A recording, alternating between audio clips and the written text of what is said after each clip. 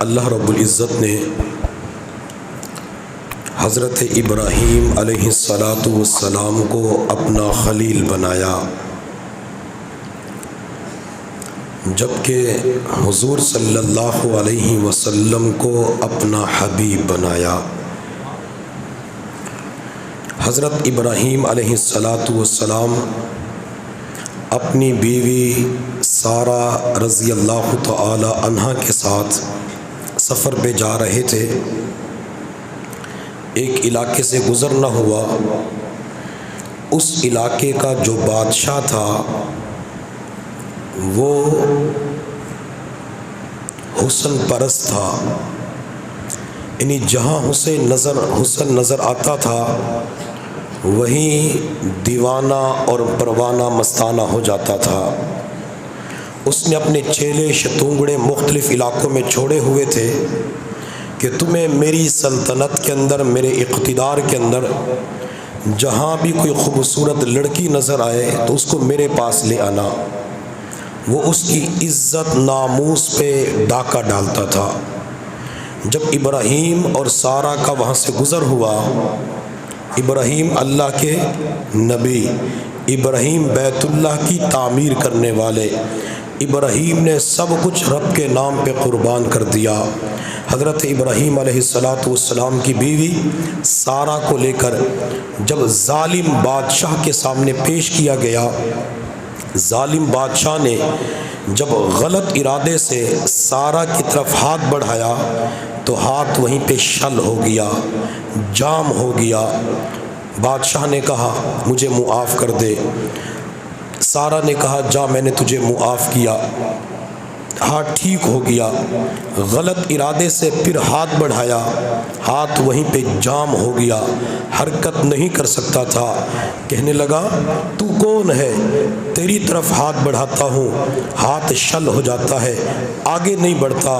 اس نے کہا میں نبی کی بیوی ہوں، نبی کی بیوی کردار کے حوالے سے کبھی غلط نہیں ہو سکتی۔ اس نے کہا مجھے معاف کر دے، تیری طرف غلط ارادے سے ہاتھ نہیں بڑھاؤں گا۔ سارہ نے معاف کیا۔ ظالم بادشاہ نے کہا چلی جا، اور ان کو ایک گفٹ بھی دے دیا، ہدیہ بھی دے دیا۔ وہ ہدیہ مال کی صورت میں نہیں تھا، پیسوں کی صورت میں نہیں تھا، کھانے پینے کی چیزوں کی صورت میں نہیں تھا، بلکہ وہ گفٹ اور ہدیہ ایک نوکرانی باندی کی صورت میں تھا، جسے دنیا ہاجرہ کے نام سے یاد کرتی ہے۔ سارہ، یہ میں آپ کو گفٹ دیتا ہوں، یہ آپ کی خدمت کیا کرے گی۔ اللہ نے ہاجرہ کو حسن بھی دیا تھا، جوانی بھی دی تھی، خوبصورتی بھی دی تھی۔ سارہ ہاجرہ کو لے کر ابراہیم کے پاس آ گئی۔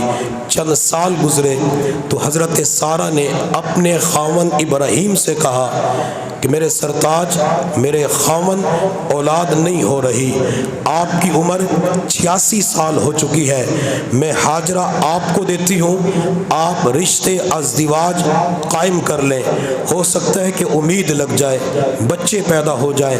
سارہ نے تو اپنی باندی خاوند کے حوالے کر دی۔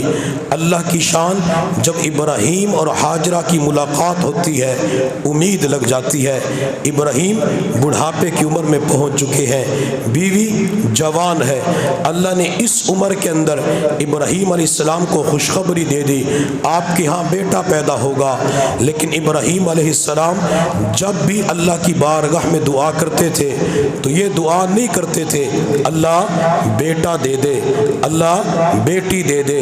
ہمیشہ کے لیے ابراہیم نے دعا یوں مانگی ربی حبلی من الصالحین، اللہ نیک بیٹا دینا، اللہ صالح بیٹا عطا کرنا، اللہ اچھی اولاد عطا کرنا۔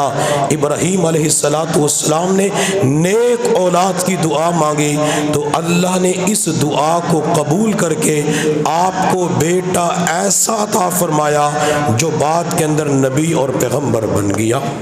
ہم بھی اللہ سے جب دعا مانگے تو یہی دعا مانگا کرے اللہ مجھے نیک بیٹا عطا فرما، اللہ رحمتوں والی نیک بیٹی عطا فرما، اللہ نیکی کی بدولت اولاد کو آنکھوں کی ٹھنڈک بنا دیں گے۔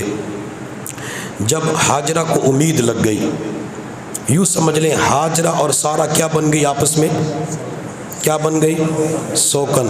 اور سوکنوں کی آج تک بنی نہیں ہے، سوکنوں کی آج تک بنی نہیں ہے. جب ہاجرہ کو امید لگی تو اس کی تو خوشی کی کوئی انتہا نہیں تھی کہ ابراہیم کی اولاد مجھ سے ہوگی، اس سے نہیں. حضرت ہاجرہ کے تیور، اٹھنا بیٹھنا گفتگو کرنا بدل گیا تو سارہ ناراض ہو گئی. سارہ نے ابراہیم سے کہا ابراہیم اس کے تو تیور بدل گئے. ابراہیم نے کہا میں نے تو نہیں کہا تھا کہ میرے پاس بھیج دو، خود ہی تو میرے حوالے کی ہے، اب تم جانو اور ہاجرہ جانے. حضرت ہاجرہ سلام اللہ علیہا سارہ سے ناراض ہو کر ایک چشمے کے قریب تشریف لے گئی. اللہ کی جانب سے ایک فرشتہ آیا، فرشتے نے آ کے کہا ہاجرہ پریشان نہ ہو، غم نہ کر، افسردہ نہ ہو، تیرے پیٹ کے اندر جو بچہ ہے یہ تو ایک عظیم نبی بننے والا ہے جسے ذبیح اللہ کا لقب ملنے والا ہے.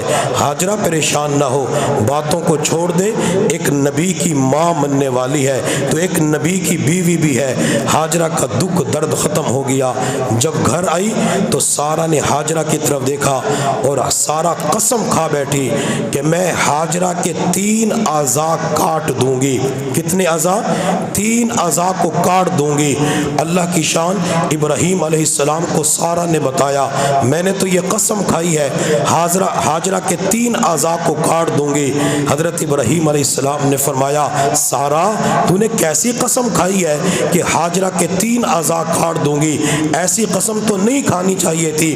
ہمارے ہاں حکم کیا ہے کہ ہم اگر قسم کھا لیں، قسم کو پورا نہیں کرتے تو اس کا کفارہ ادا کرنا ہوتا ہے، لیکن جیسے قسم کھائی تھی ویسے پورا کرنا ہوتا ہے. میں نے پرسوں بتلایا تھا ایوب نے بھی قسم کھائی تھی، اللہ نے طریقہ بتلا دیا، قسم کو پورا کرنا ہے.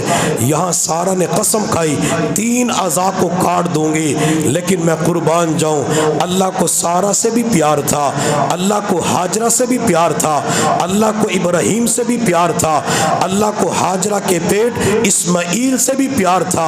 ابراہیم علیہ السلام نے فرمایا سارہ تو نے اپنی قسم کو پورا کرنا ہے. ابراہیم میں کیسے اعضاء کو کاٹوں گی؟ اگر میں نے کوئی عضو کاٹ دیا خون نکل آئے گا، میں تو جسم کو ایذا پہنچانے والی بن جاؤں گی. میں نے تو غلطی کے اندر آ کے قسم کھا لی. ابراہیم علیہ السلام نے کیا فرمایا؟ ابراہیم نے کہا سارہ تو ہاجرہ کے 2 کانوں کے اندر سوراخ کر دے اور ایک سوراخ ناک کے اندر کر دے. سارہ اپنی قسم پوری کر رہی تھی، لیکن میں قربان جاؤں میرے اللہ کو یہ ادا اتنی پسند آئی، اللہ نے قیامت تک کے لیے اس ادا کو عورتوں کے اندر منتقل کر دیا. عورتوں کے کانوں میں سوراخ ہوتے یا نہیں ہوتے؟ بلکہ آج کل تو عورتیں 3 سوراخ کرواتی ہیں. بیچارے مرد کی جیب کے اوپر خرچہ وزن پڑ جاتا ہے، کہتے یہاں بھی ڈالنا ہے، یہاں بھی ڈالنا ہے، یہاں بھی ڈالنا ہے، اور گولڈ کی چیزیں ڈالنی ہے. ناک کے اندر بھی سوراخ کرواتی ہے، کہتے سونے کی چیز ڈالنی ہے. یہ کہاں سے سلسلہ شروع ہوا؟ ابراہیم علیہ السلام کے دور سے. تو اس سے پتہ یہ چلا جس کو سارہ اور ہاجرہ کے ساتھ محبت اور پیار ہوگا وہ اپنی بیوی کے کانوں اور ناک کے اندر بھی سونا ڈالے گا. یا آرٹیفیشل ڈالو گے؟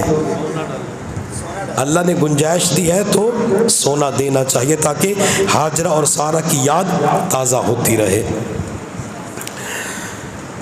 حضرت ابراہیم علیہ السلام کو میرے اللہ نے پھر بیٹا اسماعیل عطا فرمایا. اسماعیل کی ولادت باسعادت ہو گئی.